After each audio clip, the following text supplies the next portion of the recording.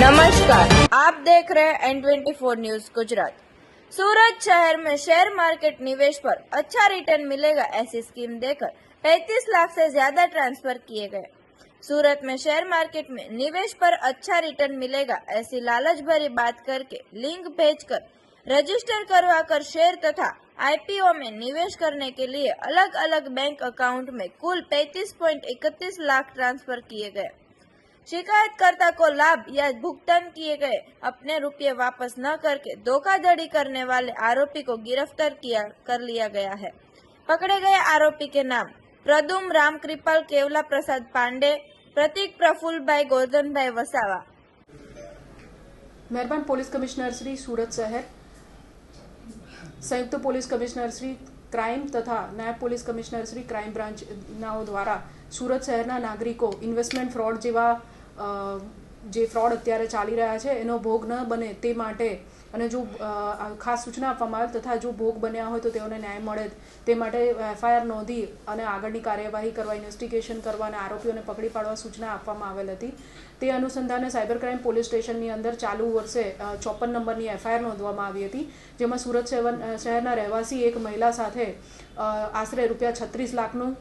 Investment કરાવીને investment ફ્રોડનું ગુનો આચરવામાં આવેલ હતો, જેમાં એપ્રિલ માસથી લઈને જૂન માસ સુધી સદર મહિલાને વોટ્સઅપ મારફતે કોન્ટેક્ટ કરી લિંક મોકલી અને આઈપીઓમાં अलग अलग કંપનીઓના આઈપીઓમાં રોકાણ કરવાથી તેમને ખૂબ ફાયદો થશે એવી લાલચ આપીને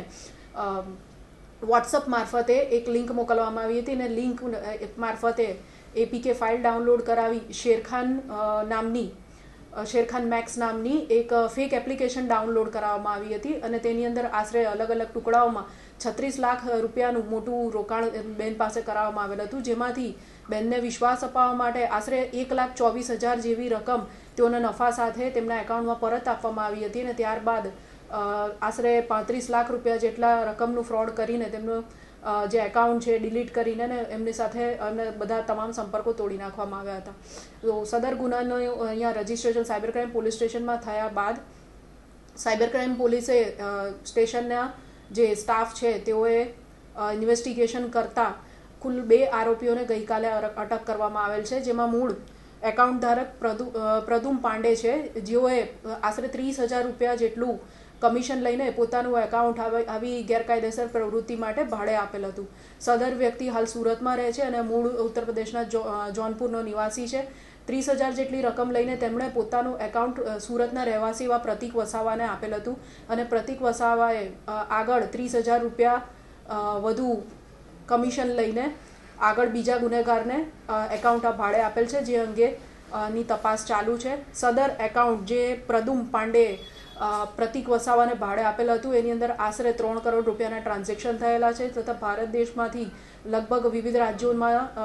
કુલ એનસીસીઆરપી પર જોતા 30 જેટલી ફરિયાદો આ સદર એકાઉન્ટની વિરુદ્ધ નોંધાયેલી છે। વધુમાં પ્રતીક વસાવાની વિરુદ્ધ ગુજરાતના